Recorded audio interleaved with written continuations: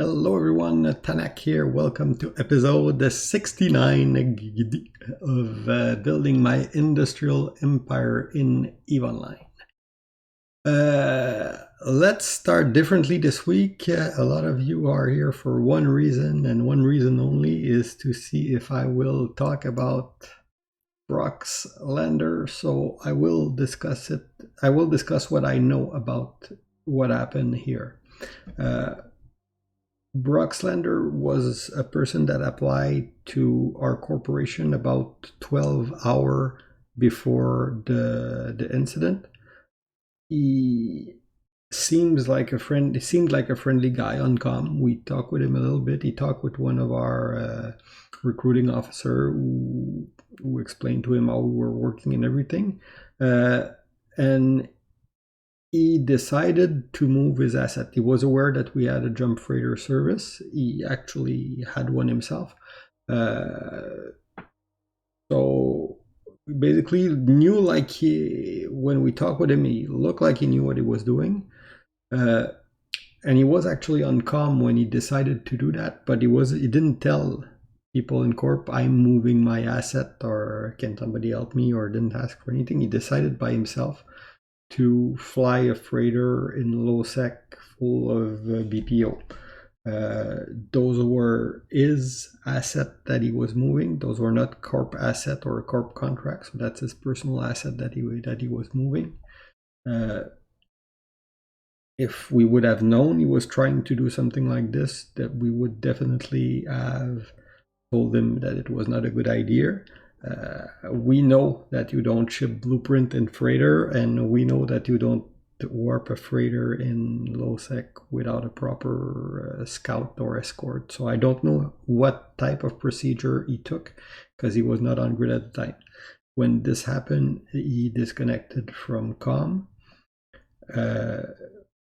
Some of our director tried to reach out to him to see if he was okay.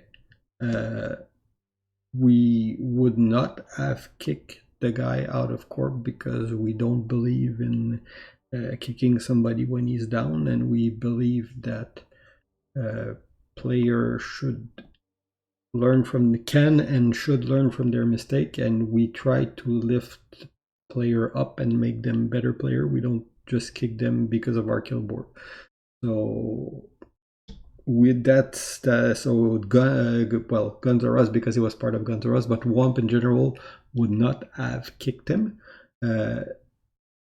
He relogged a few hours after, and he left corp. Again, not answering convo from our management team that tried to reach out to him. So we would not have fired a guy. We knew that what he did was a mistake, a costly mistake for him, but that's the end of it. Was it linked to any of the political event happening in Pure Blind? No. It was just one guy moving his asset, trying to get in the pocket, and employing a not ideal way of doing that. Does this happen to us a lot? Not really. I mean, we did have one freighter accident before, but we don't typically lose that amount of money, and most of our guys know not to do that type of mistake. It is annoying because it would have been preventable, but it's mostly annoying for him. I think that one thing that we must not forget is that there is a human being behind the character who's probably kicking him himself for what happened there. I mean, if you are watching that, Brock, you can call us back. We would take him back again, and we would try to help him out, but we can't since he left. So that's all I can really say about this incident.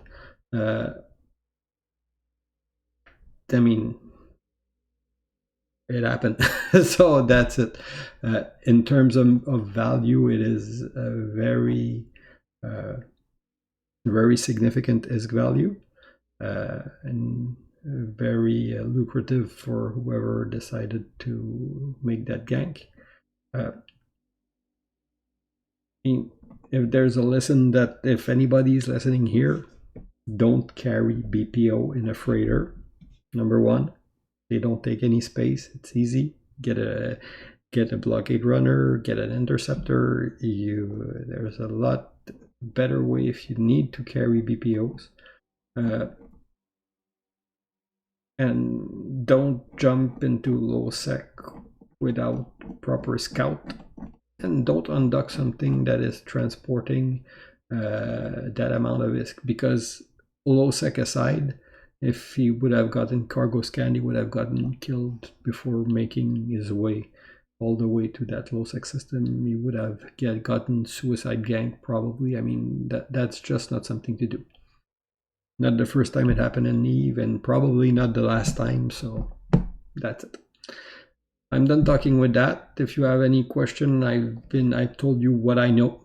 I can try to answer more, but that's pretty much all I can say about it. I'm not mad at the guy. He's probably more mad at himself than we're mad at us. On the corp, the impact on the corp, I mean, aside from the kill board, which is, I mean, it's annoying, but it's no biggie. I'm not somebody that's obsessed over my kill board.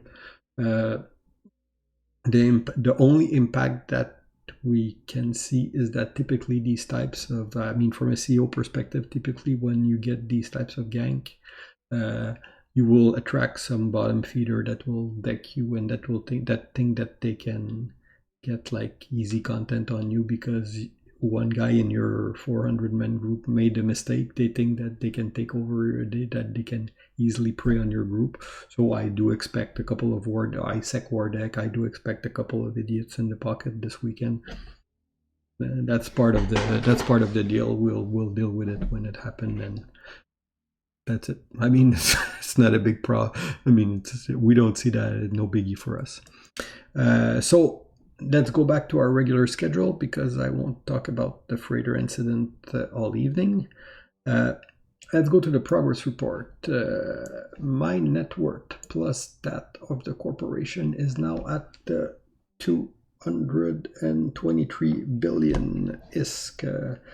So if you look at the tracker here, it did progress a little bit, not as much as I would like, but it did some decent progression. If you look by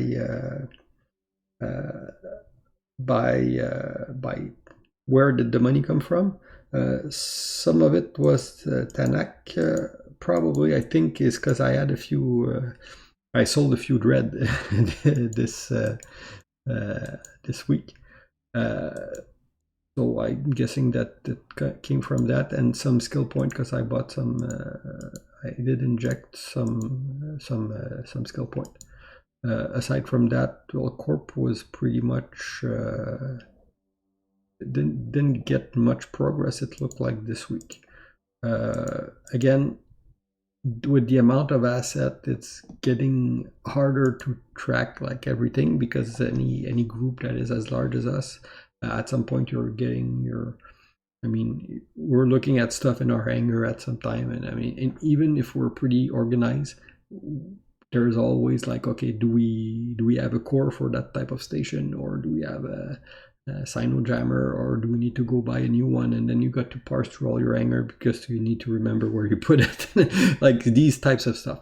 We are a pretty organized group, but I mean, you get that type of thing. I can't even imagine how chaotic it must be for a group like Ords or Frat or Goons, because just for us, for 400 people, we are working at ironing out our process to manage those resources, but it is getting like almost a full-time job. So that's about it. HR. If I go on the membership here, toy company is now at 336 member. The entire alliance, if I go here, look at that. Entire alliance weapons of mass production. Did I pass it? We gained some. Okay, we're at 484 members. So we did continue to recruit all week. We're still growing, and again, like I like to show, is that it is again active member, so not people that are like, okay, at least half of the corporation, even more, logged in today. Okay, so these are people that log in today. 70% of the 300 member logged in today. So it is an active group, and we keep on growing week after week. As you will see when we will get into the other part of the video. This week I'm gonna mix military and politics because they are very much linked this week. So when I left you last week, we were there was a bunch of entosis battle around Purblind. So 12YA, you had I think it was MI6 or LT, I'm not sure, but you basically you had entosis battle on the WOMP front, the Flying Dangerous front, and the toilet paper quote front. So during the weekend, a bunch of timer came out, and we had one big push where the timer were more or less synchronized, and the group that were all pushing against Bender, I mean, we were talking, obviously. We had blued each other for the weekend for the ops, so there was a coordinated push, and the constellation here, the KDV constellation, felt. Toilet paper managed to secure their place. Flying Dangerous made a little breakthrough. WOMP didn't manage to push, but we basically we were the diversion while the other people managed to secure their area. I have a battle report based on all the system around. So over the weekend, here are these group here were working together against Benderlog, who had Silent Company to assist them. A total of 32 billion were lost on the Team Benderlog against 13 billion on our side. So all in all, it was a pretty good weekend for the coalition, even if WOMP itself didn't get land out of the fight. But that was still a pretty good weekend. So that battle failed. A little bit after that, we had an incident with Volta, and after talking with them a little bit, we ended up joining the hostile state Volta coalition. We joined that coalition, and we did one up with them where we sent about 10 people to participate in an operation with them, because for us it was a way to join a united front. I'd like to get access to more resources in our fight against Bender. We were part of the group for we joined the group on was it Tuesday, I think. Then we did one operation with them where we sent 10 guys against Fraternity. The next day, Fraternity came and refed our station in Q-5, our Asbel there. So there was strong enough fleet of fraternity that came and managed to rev the station. There was no fight. We didn't have the number to fight them, so we stayed dock. We did send a little. We did have Volta that could have maybe intervened in there, but we had some Sino issue, so we didn't end up having a large battle over the initial timer. After that, we started calling allies for the timer, and we had a discussion with fraternity, who basically explained to us that they were hitting us because we were aligning with Volta. At that point, we talked about it with Volta, and we decided we were getting, for us, if you follow the series, from the start, you know that when you're asking me to do something with military strength, I will do the exact opposite, just out of spite. I don't really, even if I lose all my shit doing it. So at that point, we told fraternity that we would not leave the Volta coalition because, well, we were part of that coalition, so we decided to form up and fight. So we called all our allies to fight. A little bit later, Volta informed us that they were not looking at having too many blues in the coalition, and they had some security issue because part of our officer crew had ties with PanFam before. One of my Cap FC was slash is Ord main.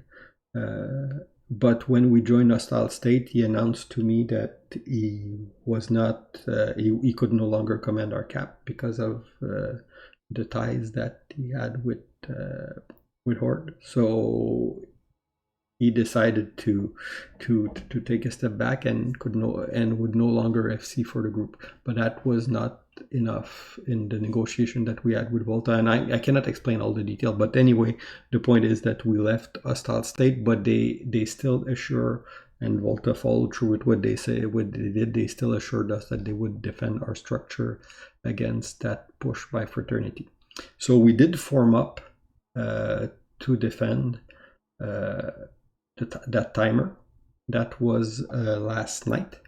We had a pretty chunky fleet. We had basically, like almost 130 people in system, but in fleet we broke 100 people because some of these guys formed with us and sent people to help.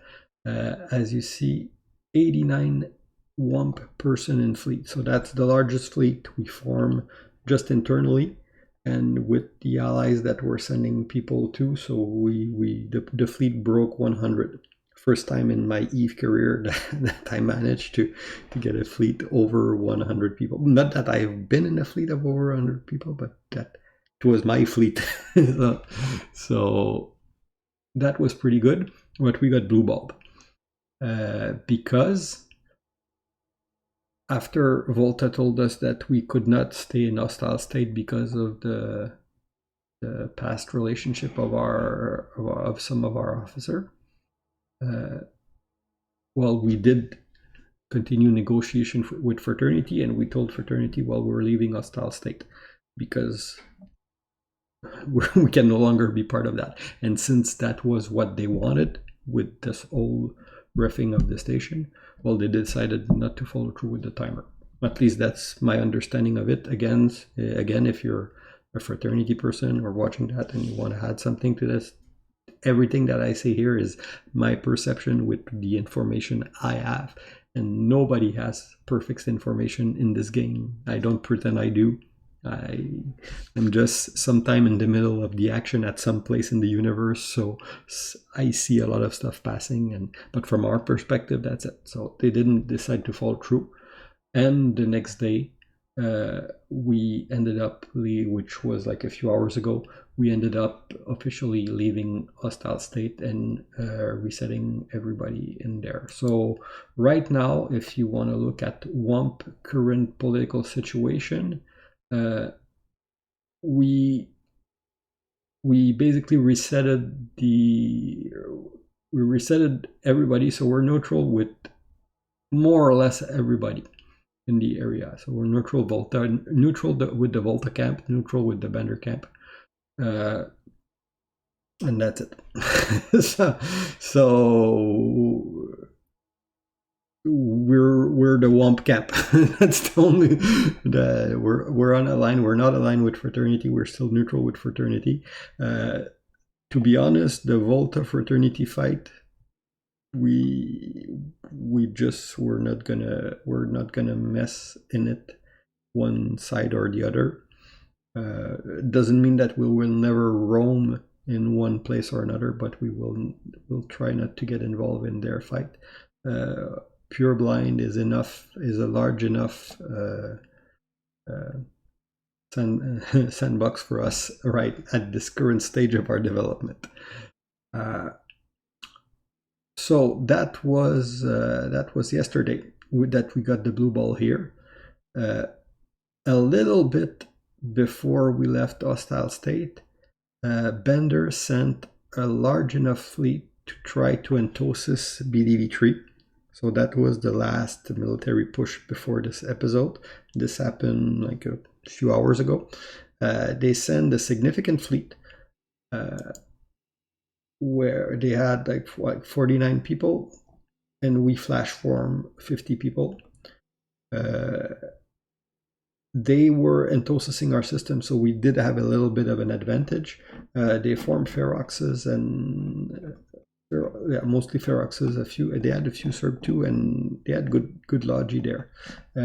We form Serbs against those ferox. We did manage to break a few of them, but we didn't overwhelm the logi enough so that when they stayed close to their logi, they managed to keep most of them alive. So it was a fight. We managed to succeed in fighting their entosis attempt. We lost 1.2 Bil in the process. They lost 2.1. They did a little half-ass attempt yesterday, the day before, but this one was like, I mean, when you're bringing 50 people to entosis something, it is a relatively serious attempt with the size of the corporation that we have. Bender is about twice our size, but as we found out, when we're fighting them on their time zone, it's hard for us. But when they're fighting us in our time zone, well, we got the time zone advantage, so the fight are more balanced like this. So that's about that. Pretty much finished the weekend finish the week like this. So we're here at that point. Going forward, what we want to do, industry also. Well, we did produce. I mean, I cannot go into detail. I think I sold 3 dreads this week, and I acted as a dread pusher for a lot of people, where people are asking me because I'm the CEO, and I outsource to the people in the corp. So we did produce a few dread this week and sold them. So we're arming the people around us. Maybe occasionally what we sell will come back and shoot us, but cost of doing business, we build weapons. So we're the arms dealer of Pure Blind. What can you expect next week? We will support Bender entosis to L-T. This entosis fight will happen in less than an hour, I think. So we will definitely support Bender there. Not Bender, sorry. Flying Majors there. And after that, from our perspective, we don't have, we'll see how it goes, but our strategy is basically kind of a wait and see around the area to see what's the next move of everybody.